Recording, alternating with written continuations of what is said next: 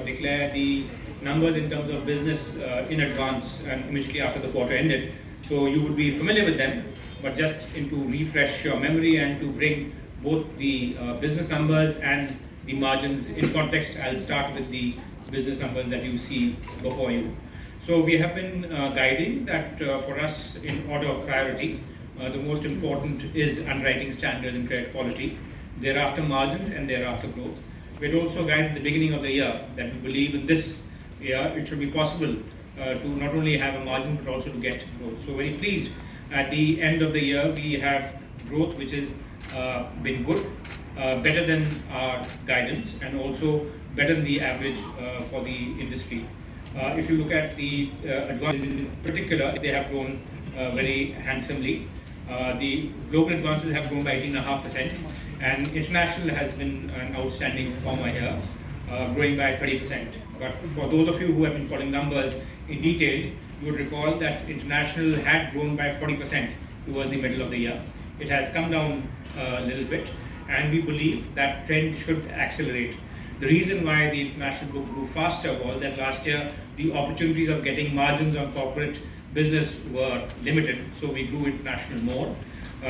Going ahead next year, we would believe that international would grow broadly in line with the overall loan growth as we go ahead. What is equally gratifying for us is that in terms of the composition of growth, retail is the one which is the standout performer for us right through the year, growing by nearly 28% YOY over the full year. This is something which again has been a matter of deliberate strategy and a board mandate. We have been guiding that it would be our endeavor that if growth is X, we should make sure that our retail growth is about 1.5x and corporate 0.7x.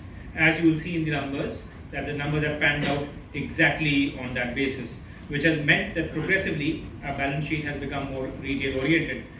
This, I think, will de-risk the balance sheet as we go ahead also, because relatively speaking, the proportion of retail was low for us. The second part is even if you look at delinquencies, delinquencies have been the lowest in the retail segment for a long time. So this also means that if you were to look ahead, the asset quality should also improve as the composition of the growth changes. If you look at retail growth, again, it is very diversified and each of these segments is growing pretty fast.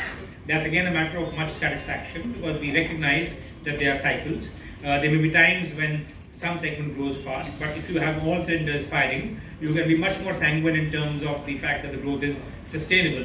So the slowest growing segment really is mortgages and home loans, which is again at 18% plus. And some areas like retail personal loans continue to grow extremely fast at 100%.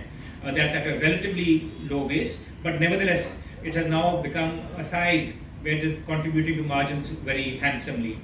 If you look at the last quadrant, you'll find that the growth in disbursements is even quicker, which again augurs well for the longevity of this growth. Next slide. Deposits has been a challenge for all of us this year, and here again the bank actually has outperformed the market by a significant margin. And equally importantly, the difference between deposit growth and loan growth, which for some banks has been a proportion of 2:1, is marginal for us.